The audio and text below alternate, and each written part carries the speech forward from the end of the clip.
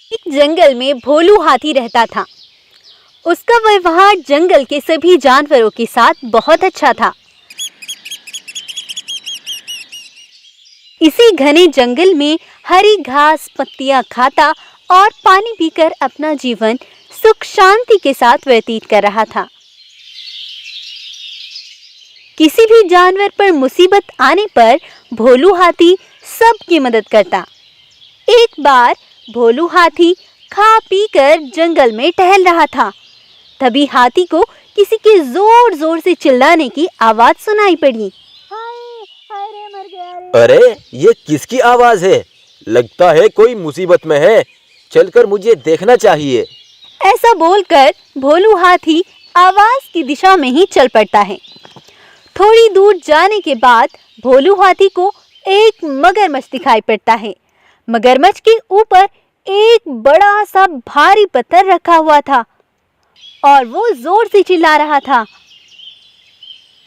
हाय हाय रे मर गया रे, आज तो ये पत्थर मेरी जान ही ले लेगा। कोई है, कोई मेरी मदद करो भाई, मैं मर जाऊंगा। अरे अरे मगरमच्छ भाई, ये कैसे हुआ? अरे अरे हाथी भाई, मत पूछो भाई, 1 घंटे से चिल्ला रहा हूँ मैं, कोई मेरी मदद के लिए नहीं आया। पता नहीं किस कमबख्त ने पहाड़ी के ऊपर से ये पत्थर फेंका है और ये सीधा आकर मेरी पीठ पर गिर गया। कृपया मेरी मदद करो दोस्त, हाय हाय। मगरमच्छ बहुत गिड़गिड़ाया और फिर हाथी सोचता है, मैं मगरमच्छ की मदद कर तो दूं, लेकिन इस पर विश्वास कैसे करूं? अगर पत्थर हटने के बाद इसने मुझ पर ही वार कर दिया तो?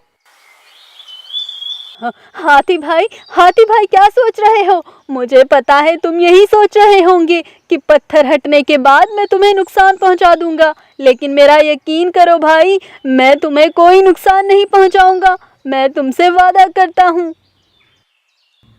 अब भोलू हाथी को भी उस पर विश्वास हो जाता है और उस पर बहुत दया भी आती है। वो जोर लगाकर उसकी पीठ से उस बड़े से पत्थर को हटा देता है। मगरमच्छ चैन की सांस लेता है। हाय, बच गई मेरी जान। हाथी भाई तुम्हारा बहुत बहुत धन्यवाद। आज तुम ना होते तो मैं तो मर ही जाता, मेरी तो वाट ही लग जाती भाई। तुम्हारा बहुत बहुत धन्यवाद। लेकिन अब बहुत टाइम हो गया है और मुझे बहुत जोर की भूख लगी है। तुम्हें खाने के अलावा मेरे पास कोई ऑप्शन नहीं है। ऐसा बोलकर वो मगरमच्छ भोलू हाथी की टांग पर जोर से काटता है और उसे खाने की कोशिश करता है। हाथी जोर से चिल्लाता है, हाय हाय, ये क्या कर रहे हो मगरमच्छ? मैंने तो तुम्हारी मदद की और तुम मुझे ही खा रहे हो। तभी वहां से भालू भी उसी नदी में पानी पीने आ रहा था। वो हाथी के पैर को मगरमच्छ के मुंह में झपटे देखकर हाथी से पूछता है, अरे हाथी भाई, ये क्या हुआ? हाथी जो हुआ भालू को सब बताता है। अरे ऐसा कैसे हो सकता है?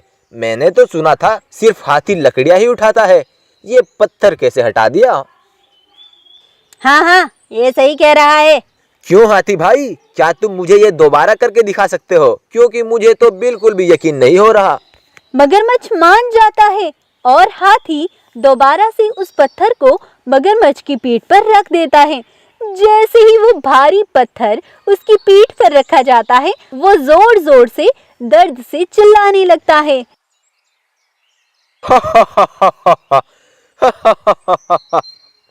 अरे बेवकूफ मगरमच्छ, मुझे मालूम था तुम बड़े एहसान फरामोश हो। ये तो मेरा प्लान था।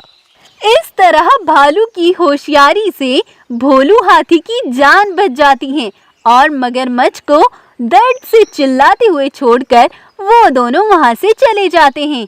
ज्यादा होशियारी दिखाने वालों के साथ यही होना चाहिए। और उसके बाद से मगरमच्छ पर कोई विश्वास नहीं करता, क्योंकि उसने हाथी का विश्वास जो तोड़ा था। भोलू शेर। एक जंगल में भोलू नाम का एक शेर रहता था। शेर का जैसा नाम वैसा ही उसका व्यवहार था। शेर अपने रंग से बिल्कुल खुश नहीं था। शेर एक बार इसी बात को सोच सोच कर बहुत परेशान हो रहा था और सोच रहा था कि मैं क्या करूं।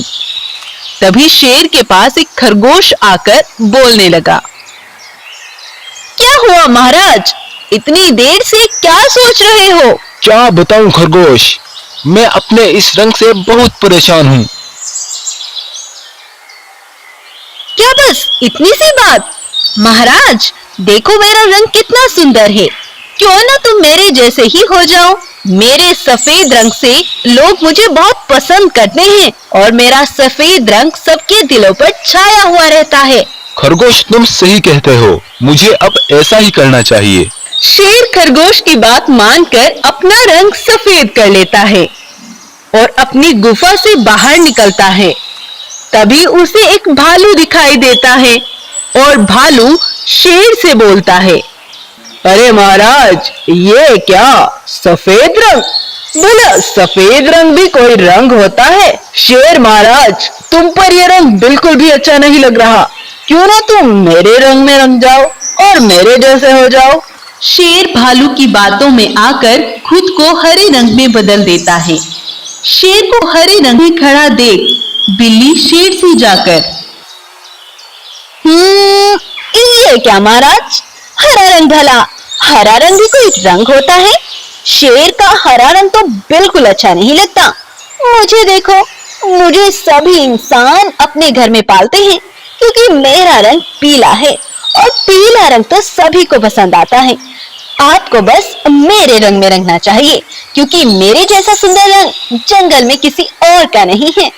बिल्ली तुम सही कह रही हो, मुझे भी ये रंग अच्छा नहीं लगा, मैं अब तुम्हारे जैसा ही हो जाऊंगा।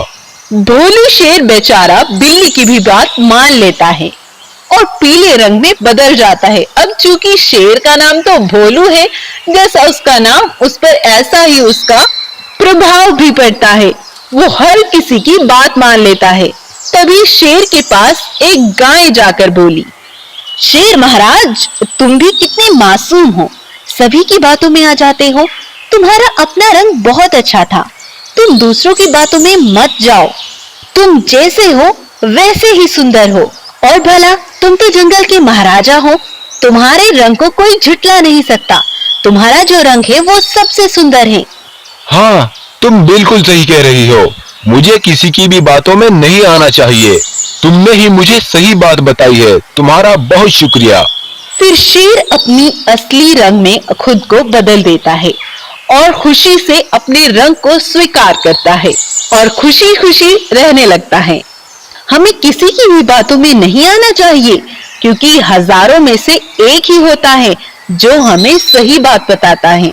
क्योंकि तुमने वो कहावत तो सुनी होगी, 1000 मुंह और 1000 बातें, समझे? बहरूपिया शेर का 2 जंगलों पर राज। एक ही जगह है, पास पास में 2 जंगल थे। अब तक उन दोनों जंगल का कोई राजा नहीं बनाया गया था, लेकिन अब जंगल का राजा किसे बनाया जाए और कैसे बनाया जाए, जानवरों में यही बातचीत चल रही थी। उसी जंगल में एक शेर भी रहता था। वो होशियार तो था, लेकिन जितना होशियार था उससे भी कई गुना ज्यादा वो खुद को होशियार समझता था। शेर को भी यह बात पता चली कि अब जानवर जंगल का राजा बनाने के बारे में बात कर रहे हैं। तब शेर सोचने लगा, अरे अगर मैं इस जंगल का राजा बना तो उस जंगल का राजा कौन होगा, और अगर मैं उस जंगल का राजा बना तो फिर इस जंगल का राजा कौन होगा। शेर के कहने का मतलब था कि मैं इस जंगल का भी और दूसरे जंगल का भी मैं ही राजा बनूं। पर शेर ने ऐसा ही करने का प्लान भी बना लिया था और अपने प्लान के मुताबिक शेर अपने जंगल के जानवरों के पास गया और बोला, सुनो सभी भाइयों सुनो, हम एक दौड़ प्रतियोगिता रखेंगे। जो कोई भी यह रेस जीतेगा उसे ही जंगल का राजा बनाया जाएगा, ठीक है? सभी जानवरों ने उसकी यह बात स्वीकार कर ली क्योंकि छोटे जानवरों को तो पता ही था कि हम जंगल को नहीं संभाल सकते, तो उन्होंने बड़े जानवरों के ऊपर ही इस दौड़ प्रतियोगिता को सौंप दी। फिर अपने जंगल से निपटकर शेर दूसरे जंगल में पहुंचा। भाइयों, हमने अपने जंगल में तो एक दौड़ प्रतियोगिता की है, तुम भी राजा चुनने के लिए ऐसा ही करो। उस जंगल के जानवर भी उसकी बात को मानकर दौड़ प्रतियोगिता के अनुसार ही जंगल का राजा चुनने के लिए फैसला कर लेते हैं। इस जंगल में था एक बाघ और वो बाघ ताकतवर होने के साथ साथ होशियार भी था। जंगल के जानवरों को तो पता था कि बाघ ही ये दौड़ जीतेगा, क्योंकि और कोई जानवर उनके जंगल में उससे तेज दौड़ ही नहीं सकता। तब शेर के जंगल में दौड़ प्रतियोगिता आरंभ हो जाती है और यह दौड़ प्रतियोगिता शेर जीत जाता है और जंगल का राजा बन जाता है। अब उधर दूसरे जंगल में भी दौड़ शुरू ही होने वाली थी। तभी शेर जल्दी से अपने दिमाग को लगाता है और कलर के एक बड़े से टब में खुद को रंग लेता है और खुद पर रंग करके वो दूसरे जंगल पहुंचता है। सुनो सभी, मैं बहुत दूर से यहाँ इस दौड़ में हिस्सा लेने आया हूँ। मैं भी राजा बनने की इच्छा रखता हूँ। तब शेर भी दौड़ में शामिल हो जाता है और दौड़ शुरू हो जाती है और शेर यह भी रेस जीत जाता है, क्योंकि वो ताकतवर तो था ही और इस जंगल में भी राजा बन जाता है। किसी को भी ये मालूम नहीं था कि ये पास के ही जंगल का राजा शेर है, लेकिन शेर अपनी होशियारी से दोनों जंगल का राजा बन जाता है। वो सुबह को अपने जंगल में राजा बनकर रहता है और शाम को दूसरे जंगल में अपना रूप बदलकर वहां राज करता था। कुछ दिन ऐसा ही चलता रहा। तब एक बार बाघ सोचता है, अरे ये क्या, ये शेर शाम शाम को यहाँ रहता है, बाकी समय ये कहाँ जाता है? मुझे देखना पड़ेगा। तब शेर को अपने जंगल में जाने का समय हो जाता है। वो अपने असली रूप में जब बदल रहा था तो बाघ उसे देख लेता है। शाम तक बाघ उसका पीछा करता है। जब वो अपने जंगल से दूसरे जंगल जाने के लिए अपना रूप बदल रहा था, बाघ तब भी उसे देख लेता है। अच्छा, तो ये एक ही शेर है जो दो दो जंगल पर राज कर रहा है। अब इसे मजा चखाता हूँ। तब बाघ जाकर सभी जानवरों को यह बात बता देता है। यह सुनकर सभी जानवरों को बहुत उत्साह जाता है और वो सभी जानवर मिलकर उस शेर पर अटैक करते हैं और वो शेर वहीं पर मर जाता है। अब शेर तो लालची था, उसे दोनों जंगलों का राजा बनना था, लेकिन शेर कुछ जरूरत से ज्यादा ही खुद को समझदार समझ रहा था और इसीलिए वो मारा गया।